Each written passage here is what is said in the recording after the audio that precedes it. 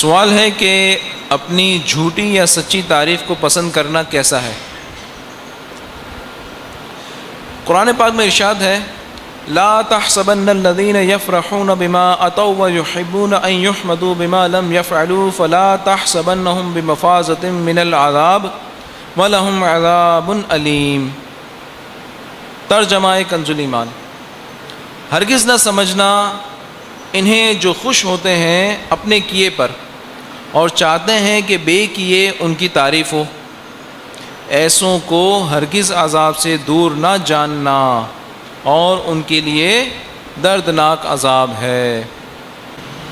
یہ تو اس کے بارے میں ہے کہ جو جھوٹی تعریف ہو، کہ ایک شخص میں ایک خوبی ہے نہیں اور اس خوبی کے بارے میں سن کے وہ خوش ہوتا ہے۔ اس آیت کے تحت صدر الافاضل بدر المماثل فرماتے ہیں اس کے شان نزول کے بارے میں کہ یہ آیت یہود کے حق میں نازل ہوئی جو لوگوں کو دھوکہ دینے اور گمراہ کرنے پر خوش ہوتے اور باوجود نادان ہونے کے یہ پسند کرتے کہ انہیں عالم کہا جائے۔ نادان کے معنی جن کو سمجھ نہیں ہوتی، اور نادان ہوتے ہوئے بھی پسند کرتے تھے کہ ہمیں عالم کہا جاتا، خوش ہوتے تھے۔ مزید مسئلہ بیان فرماتے ہیں صدر الافاضل، اس آیت میں وعید ہے خود پسندی کرنے والے کے لیے اور اس کے لیے جو لوگوں سے اپنی جھوٹی تعریف چاہے۔ جو لوگ بغیر علم اپنے آپ کو عالم کہلواتے ہیں یا اسی طرح اور کوئی غلط وصف اپنے لیے پسند کرتے ہیں، انہیں اس سے سبق حاصل کرنا چاہیے۔ کس قدر وعید ہے قرآن پاک میں۔ الفردوس میں معصور الخطاب حدیث پاک کی کتاب ہے، اس میں حضرت عبداللہ ابن عباس رضی اللہ تعالیٰ عنہما سے مروی ہے کہ رسول اللہ صلی اللہ تعالیٰ علیہ وسلم نے ارشاد فرمایا حب الثناء من الناس یومی و یسم او کما قال صلی اللہ علیہ وسلم، لوگوں سے ستائش کی پسند یعنی لوگ میری تعریف کریں، یہ انسان کو اندھا اور بہرا کر دیتا ہے، اس لیے کہ اس کے بعد اس کو پھر اپنی برائی اچھی نہیں لگتی بلکہ وہ برائی کرنے والوں کو برا سمجھنے لگتا ہے۔ اب دیکھیں، ایک تو بات یہ کہ ایک بندے میں ایک چیز نہیں ہے، اس کو سن کے وہ خوش ہوتا ہے، اور اگر ایک شخص کے اندر ایک وصف موجود ہے اور وہ اسے سن کے خوش ہوتا ہے، اور ایک یہ علت کہ اگر ایک شخص کو لوگ عزت دیتے ہیں تو اس سے کیا کیا فوائد مرتب ہوتے ہیں، تو اس صورت میں عزت کو قبول کر لینا کیسا۔ اب اس کو اعلیٰ حضرت کی زبانی ہم سمجھتے ہیں کہ امام اہل سنت فرماتے ہیں ہاں اگر تعریف واقعی ہو یعنی حقیقت میں ایسا ہی ہو تو اگرچہ تعویل معروف و مشہور کے ساتھ، جیسے شمس الائمہ، شمس الائمہ کے معنی اماموں کا آفتاب، سورج، فخر العلماء، اہل علم کے لیے فخر، تاج العارفین، عارفوں کے تاج، اور اس طرح کے دوسرے القابات، کہ مقصود اپنے عصر یعنی اپنے زمانے یا مصر یعنی اپنے علاقے یا شہر کے لوگ ہوتے ہیں، اور اس پر اس لیے خوش نہ ہو کہ میری تعریف ہو رہی ہے